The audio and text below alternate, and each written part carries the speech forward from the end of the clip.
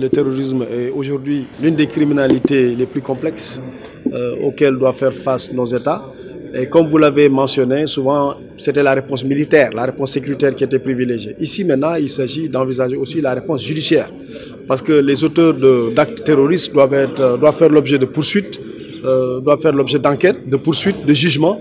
Et tout ça doit se faire dans le respect des standards du droit, mais aussi dans le respect des droits humains. C'est pour ça que ce module vient à son heure, parce qu'il permet de donner des outils à des magistrats qui sont dans des pays différents, mais qui sont dans une même zone géographique. Parce que, comme on le sait, le terrorisme est une criminalité transfrontalière. Les terroristes se déplacent de pays en pays. Et il était important que, face à ce phénomène, qu'il y ait des instruments juridiques, judiciaires, pour pouvoir enquêter, instruire, poursuivre les actes de terrorisme et faire des jugements qui respectent les standards internationaux. Ce module aussi est important parce qu'il permet d'uniformiser la réponse judiciaire.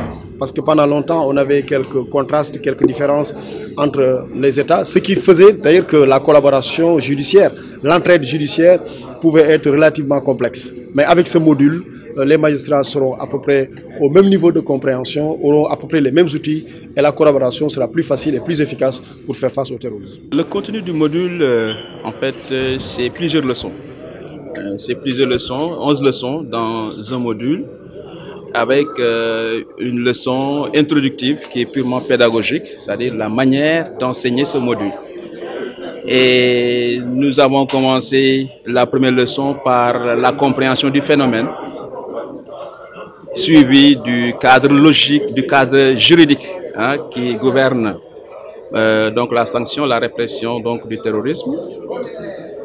Et toutes les autres fonctions qui sont relatives au respect des droits humains, au jugement, à l'instruction, à la poursuite, n'est-ce pas? Et qui prend fin par l'exécution des peines, c'est-à-dire comment on doit pouvoir gérer les condamnés qui sont auteurs d'actes terroristes. Voilà un peu le contenu donc du module que nous proposons à l'ensemble des écoles qui sont au nombre de 10 et qui auront à charge de l'introduire dans le curriculum de formation afin, comme l'a dit tantôt M. le ministre, qu'il y ait un nivellement de la formation.